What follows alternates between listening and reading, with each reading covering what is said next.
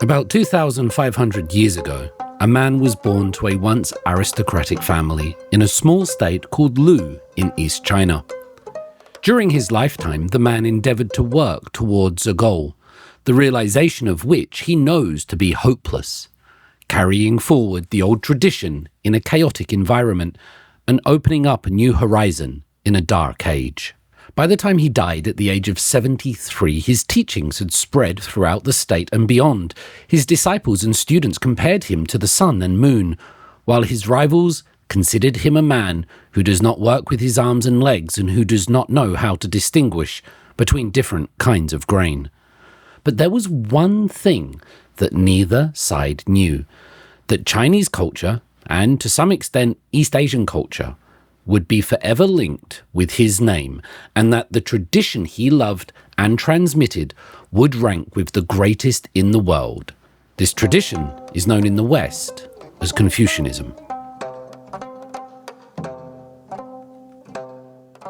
That opening was taken from a quote from Xinzheng Yao, who wrote a book on an introduction to Confucianism. And that's what we're going to do today. We're going to talk about Confucius, Confucianism, and everything else that entails. And we need to be careful because when we say the name or when we use the term Confucianism, we're often guilty of oversimplifying something that is vastly complex. And honestly, it's a little bit misleading. Today, we're going to try to explore four things: what Confucianism actually is, what it teaches, how it's lived in Korea today from my own personal experiences, and what it might mean for all of us. The common Western understanding of Confucianism is that there was this one guy, Confucius, and that he single-handedly created an entire philosophical value system, like he just invented it from thin air, and quite simply, that's not right at all. Now, we have this idea that a school must have a single founder, and yes, as a distinct school of thought, what we now call Confucianism, that kind of started with Confucius. There's no denying that. It was Confucius, after all, who dove deep into existing thought, who really hammered out and polished the basic principles that would eventually define this tradition.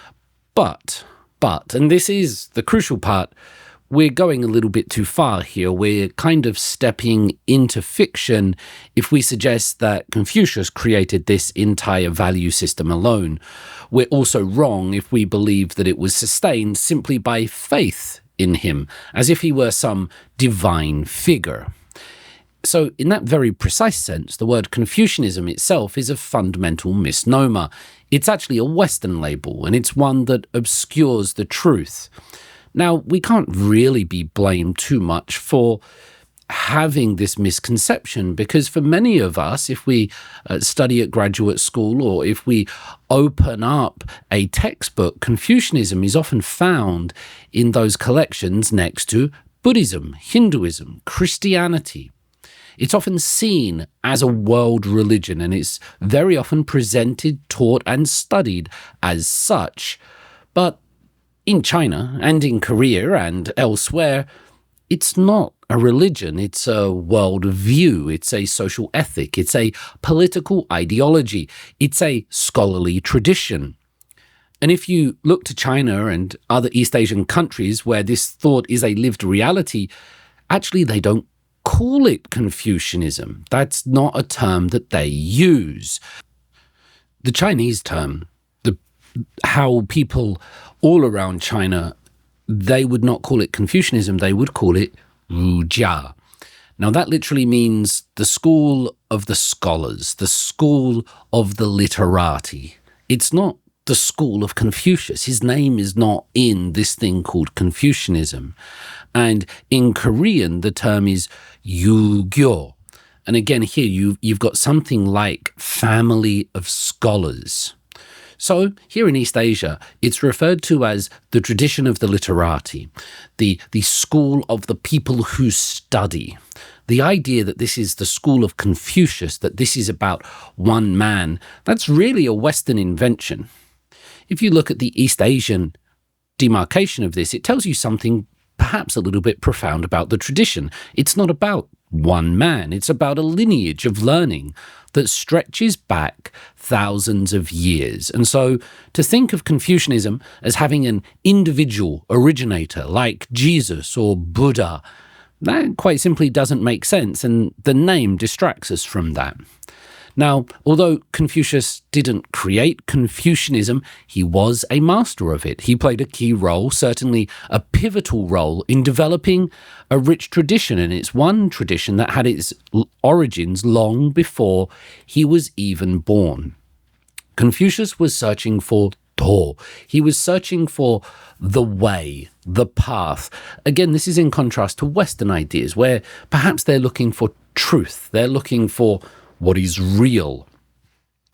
In East Asia and in China, you had all of these competing schools. You had these 100 schools of thought that were all trying to restore order. They saw the world as chaotic. They saw the political and social system as having broken down, as having gone away from the fundamental true nature. And so they were all trying to find the path back, the path being Tor, the way. It's that character Tor, which you find in Taoism, and Taoism was also one of the ways that was in competition with Confucianism, alongside legalism and Moism, all of these different ideas on how do we get society back? What do we do? What path shall we take? For Confucius, he had his own way, his own path, his own appreciation of the Tor. And he was so influential that when Sima Qian, the greatest Chinese historian, wrote a biography of Confucius, he concluded it with something that's rather telling. Quote, "When I read the works of Confucius, I tried to see the man himself. In lieu, I visited his temple and saw his carriage, clothes, and sacrificial vessels. Scholars go regularly to study ceremony there, and I found it hard to tear myself away. The world has known innumerable princes and worthies who enjoyed fame and honor in their days, but were forgotten after death, while Confucius, a commoner, has been looked up to by scholars for 10 generations and more, from the emperor, princes, and barons downwards. All in China who study the 6 arts take the master as their final authority. That's why he is called the supreme sage." That is Confucius. He was part of a big school of thought, all looking for the way, the Tao, something to get society back together. But before we talk about some of the ideas found inside this school of thought, let's have a look at that first character, that one Ru, that idea of being a literati, a person of letters, a learned person. What does this mean in that East Asian tradition? What's the etymology, and where does it come from? How is this different, say, for example, from a samurai or a knight or a baron? What does it mean to be Ru? When we talk about the Ru, and that's the Chinese term Rujia, meaning the school of the scholars, again, we're not talking about a group that suddenly appeared when Confucius began teaching. Many scholars see these people as heirs to a much older tradition. Now, a lot of this is still being debated and disputed, but we press forward as best as we can. And we can think about this evolution of the Ru in 3 acts. Now, in the earliest stage, we have some scholars tracing the earliest Ru to ritual specialists. These were figures who combined music and dance and divination and communication with the spiritual world in ways that kind of low-key might remind us of shamans. They were defined by a certain softness and flexibility, both literally in their movements and perhaps figuratively as well in their role as intermediaries. And that's something that also comes up in my study of Korean indigenous religions as well. The prominence and the role of shamans in society. Now, in the second evolution of this, the second stage of the Ru saw them evolve into masters of ritual and ceremony. These weren't just performers anymore. They were highly skilled professionals, and these were the experts you would call in to ensure that the rites were executed with absolute precision, that everything was done well, it was done by the book, and it would bring about the results that people wanted. And they would be performing these rituals for all manner of things, to control the weather, rain dances, to control the seas, the suns, the moons, the crops, the success and the rise and the fall of certain dynasties, for marriages and birth ceremonies, death ceremonies. These people would come in and make sure that everything was done correctly.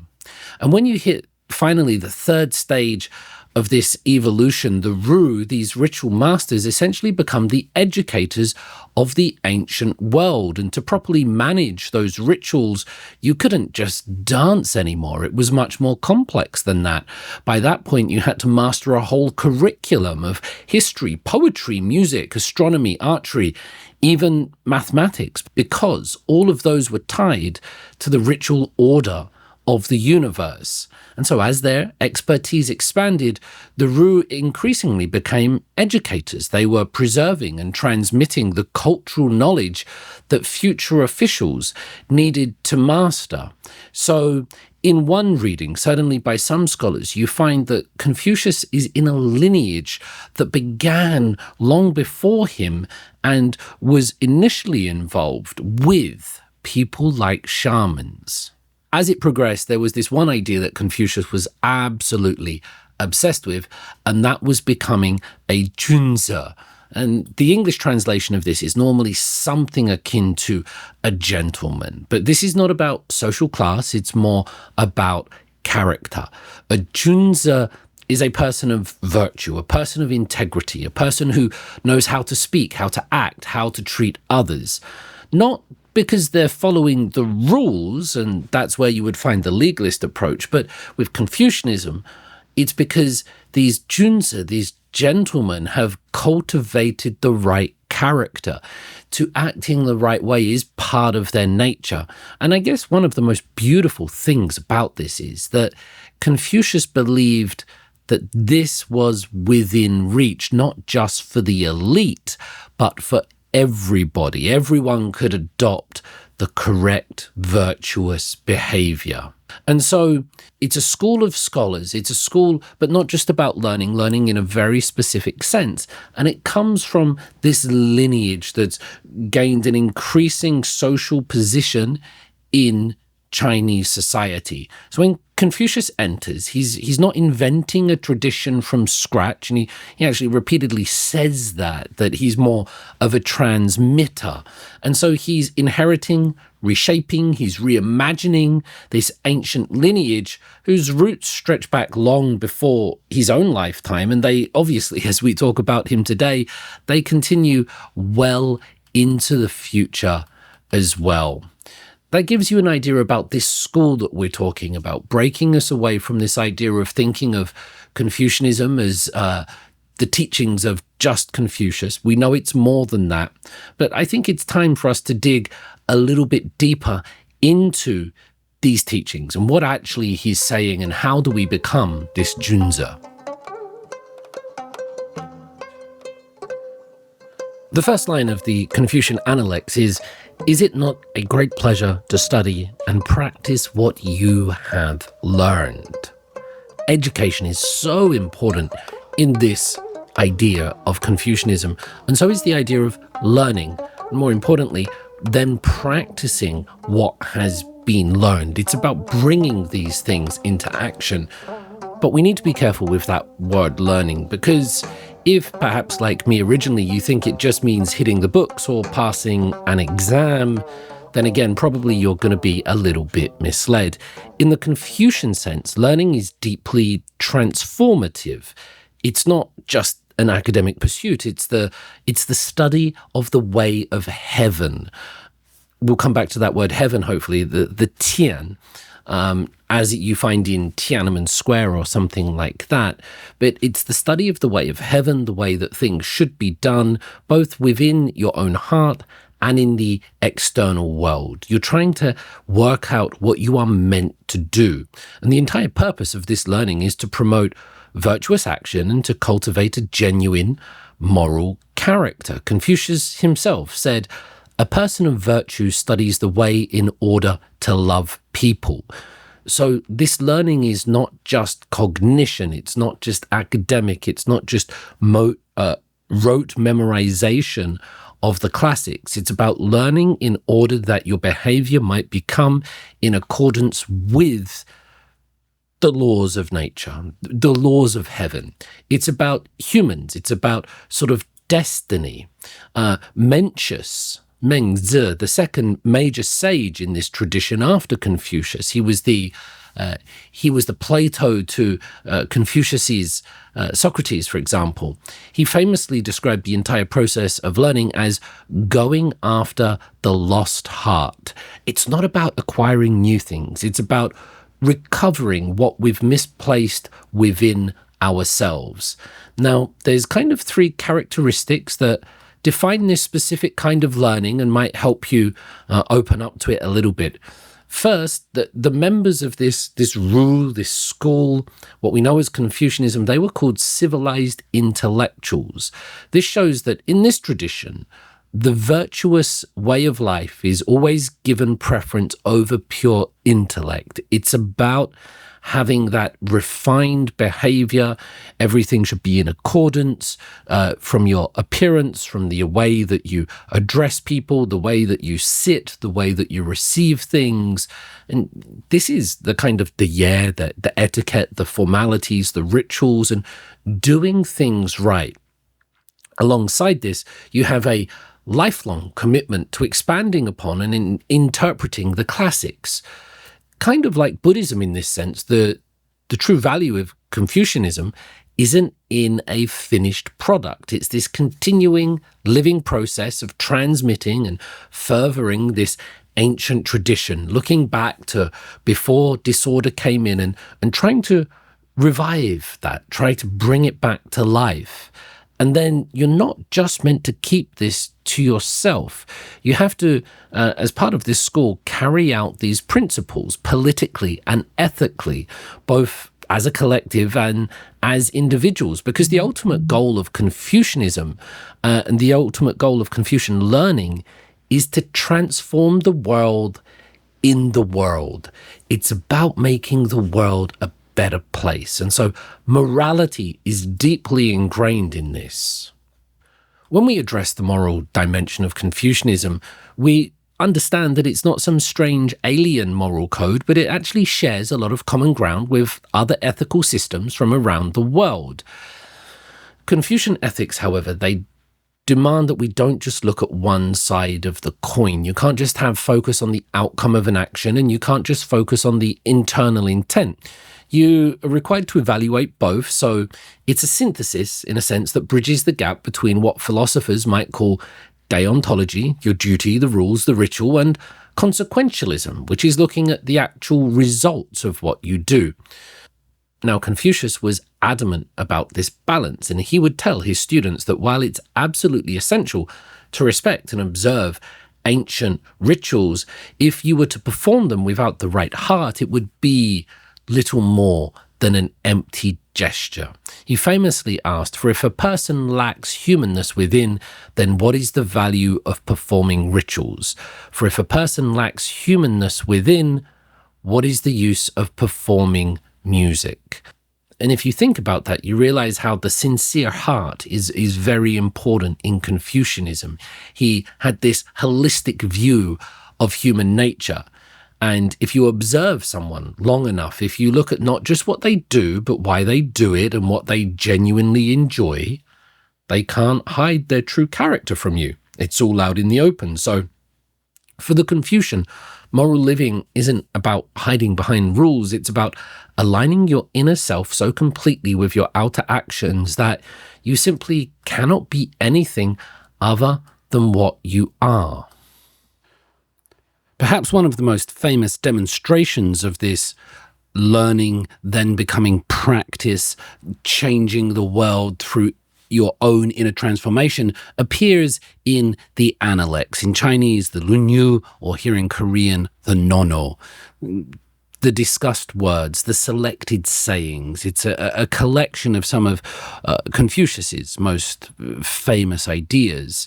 It was published, we believe, by a second generation of Confucius's disciples. It's a collection of written and oral records. Now, in the Analects, the first line of which I already said is it not a great pleasure to study and practice what you have learned? The second line being, is it not a great pleasure to greet your friends who have come from far away?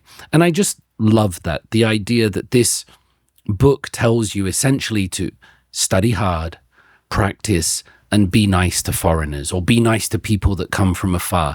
It's so different from religious texts that talk about ontology or the beginning of the world, how things were created, how all of this came into being. That's not here in Confucianism. We have the world, and it's more about our path, our to, through the world. Now, in the Analects, we get Confucius talking about his own personal and spiritual development. And it's this movement from external constraints, such as learning the rules, learning the classics, to internal harmony, where your very instincts become a reliable guide for ethical behavior. This famous passage, it goes something like this, of course, depending on the translations. It says, "At age 15, I set my heart on learning. At age 30, I stood firm. At age 40, I had no delusions. At age 50, I knew the mandate of heaven. At age 60, my ear was attuned. At age 70, I followed my heart's desire without overstepping the boundaries of right." And so he's talking about his development through life, the different stages of life, and what we learn when he says at age 15, I set my heart on learning. So this marks a shift from childhood to intentional, focused education. It's not just about studying facts, but it's about the commitment to self-improvement, to trying to get better in everything that he did. At age 30, he stood firm. At age 40, he had no delusions. He was seeing things correctly. He was committed to his cause. When he says at age 50, I knew the mandate of heaven, here we get that word heaven again, tian. And so we shouldn't understand heaven in the religious sense that we might know it in the West. We shouldn't think of it as a divine place. Although my friend Kang Min-soo has often spoken about how Chinese heaven is very bureaucratic and it has taxes and clerics and all of these things. But the mandate of heaven, or the Tianming, it refers to an ultimate purpose, a moral duty, or the cosmic order, the way things should be. And so when Confucius says that at age 50 he knew the mandate of heaven, he's saying that he felt he understood his role in the world and, moreover, the underlying principles that govern existence. In that sense, it represents an alignment of the self with a higher purpose. He knew how things worked. He knew the way it was meant to be. He knew his station in life. Now, here in South Korea, when we see presidents impeached and people losing support, there will often be some articles coming out saying that figures such as ex-presidents Park Geun-hye and Yoon Suk-yeol, they have lost the mandate of heaven. They have lost the will. They have lost the right to govern. They have upset the moral order, or the way that things should be.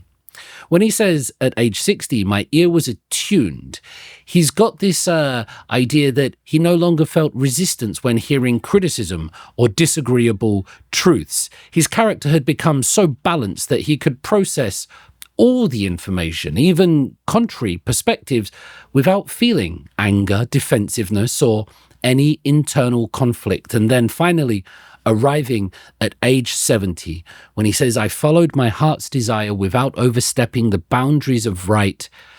This is the ultimate goal of Confucian self-cultivation, spontaneous virtue. So the internal desires and the external moral requirements were perfectly in sync. They were synchronized. One no longer had to try to be good or to struggle to follow rules. Instead, one's natural impulses were inherently righteous. And so in the beginning, we have to learn, we have to study, maybe we even have to force and push ourselves to do the right things, but we practice it long enough until our own instincts return to that goodness stage, perhaps very much like when we were young and we have that sort of childness innocence. And that's what Confucius is trying to do. And when you consider this, what I love about this is that the secular world, what we have here on earth, is sacred. It's not talking about other places. I know we have the mention of the sort of the word heaven or tian, but it's saying that we're meant to create this ultimate order here in our lives, not in a far off place. It's not in a transcendental realm or a pit of fire, but it's everything, everywhere, all at once. It was a line from a guy called Sadhguru that I heard, and he said this, and it's made me stop and think about things for many years since I first heard it. And it says, how do we know we're not already in heaven and we're making a mess of it? How do we know we're not already in heaven and making a mess of it? And I think that speaks to something that's very Confucian, but not just Confucian, but very East Asian, very Chinese and more broader, that it's everything right here and we need to try to find the right path, the right door through all of this.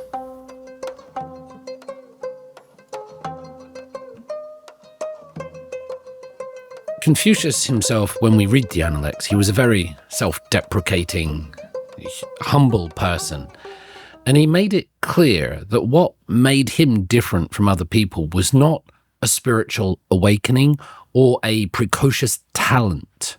What set him apart from other people was quite simply a love of learning. In the Analects, we hear him say that he was not born of knowledge.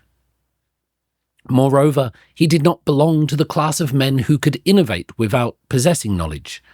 His learning was a lower level of knowledge, one that is accessible to all members of society. So he was not a prophet who had gained access to the divine, nor was he a philosopher who had seen the truth. He was simply a teacher of humanity. He was quite simply one who studied. He was an ordinary person that found the way through application at the lifelong level. And that's probably the most beautiful part of Confucianism. In the West, when we hear the word religion, we think of something that points up to God, to salvation, to an afterlife. We think sometimes of a ladder we're climbing, hoping that if we're good enough, we'll get to heaven when we die. In the Analects, when a disciple asks Confucius about death, he gives one of the most famous responses in much of Chinese philosophy. He says, quote, "While you do not know life, how can you know about death?" And he was not being evasive. He was making the radical claim. He's saying, this is it. This life, this world, these relationships, this is where meaning is found. The goal isn't to escape the world. The goal is to become a junji, a person of virtue, a person of character, someone who has mastered the art of being human so that their every action is naturally good. So I've used the word tian quite a bit, that word heaven. In Confucian thought, tian isn't somewhere else. It isn't a distant throne. It's the moral order of the universe. And that order is revealed not through scripture, not through visions, not through burning bushes or anything else, but the order of heaven is revealed in human relationships. The father who sacrifices for his son, the friend who keeps their word, the student who respects their teacher, the citizen who serves with integrity. These aren't just nice things to do. These are acts of cosmic significance. And when you perform your role with sincerity, when you truly are a friend, a citizen, a younger brother, a student, a wife, a husband, you're not just being good, you're manifesting heaven on earth. Now, Confucius was once asked why he didn't serve in government, and his answer was, quote, "Simply by being a good son and friendly to his brothers, a man can exert an influence on the government." End quote. And when you think about the audacity of that, he's saying that the political starts with the personal, the cosmic with the domestic. Heaven isn't in the clouds, it's at the dinner table. It's how you treat your mother. That's what I mean when I say Confucianism sees the secular as sacred. It doesn't look up, it looks around. Salvation isn't something you wait for, it's something you build right here, right now, in the thousand small acts of decency that you choose or you don't choose every day. So when Confucius says at age 70, "I followed my heart's desire without overstepping the boundaries of right," he's not describing a reward he received, he's describing a state he achieved through a lifetime of effort, through study, through practice, through returning again and again to ritual. Conquer yourself and return to ritual. That was one of his quotes. We think about this. Conquer yourself and return to ritual. Now, in my own experiences here in Korea, this has had a big effect on me when I started to think about this seriously. Confucius in this worldview is saying that if we study, we will know the difference between right and wrong. We do not need to have this bestowed on us by a divine being. We don't need revelations to understand the correct mode of action. We know, for example, if I were to ask you, should you sometimes eat your vegetables, or should you just always eat fried chicken and chocolates? You know you should sometimes eat your vegetables.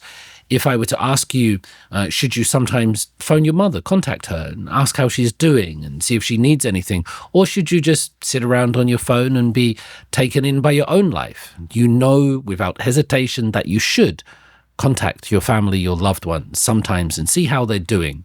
If I ask you, should you sometimes read books and engage in culture? You know you should do that. We know what we should do. The trouble is, sometimes we don't. Sometimes we don't do it. Our individuality gets in the way. And I'm also guilty of this. I know that I should read. I know that I should study. I know that I should apply myself to learning languages.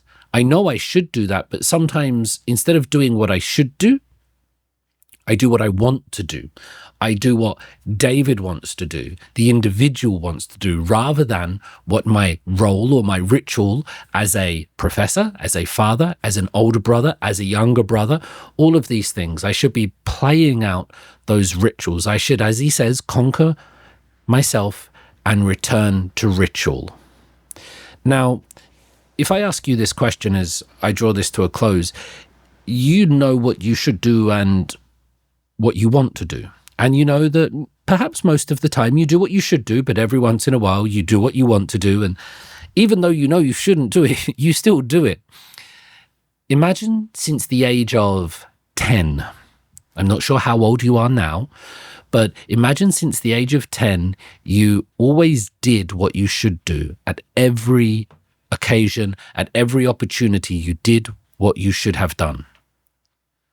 Where would you be now? What would you look like? More importantly, what would your parents think of you? That is what Confucianism is asking for us. It's asking an unbelievably outrageous demand. It's saying just do the right thing all the time. Carry out the ritual, carry out the propriety, the etiquette. Do it so much and then it will become natural. Now, I asked you at a very personal level, imagine if you always did what you should do since the age of 10, where would you be now? Then imagine your whole family did it. Imagine your whole village, everybody did what they should do. Imagine your whole country did that. Imagine the whole world did that. If everybody in the family, the village, the country, the world, if everybody did what they should do rather than what they wanted to do, there would essentially be no more poverty. There would be no more people suffering needlessly. Of course, we can't conquer death or disease. We are still finite beings in the universe, but we can certainly eradicate a lot of the suffering and tragedies that we see around us, and that is how we reach heaven. We're already there, we're just making a mess of it. So self-cultivation, cultivating yourself, your behaviors, your actions, is the root of social order, and then this social order is the basis for political stability and ultimately universal peace. So if you want heaven on earth, you need to do what you should do. That's quite it, right? Return again and again to ritual. In his words, conquer yourself and return to ritual.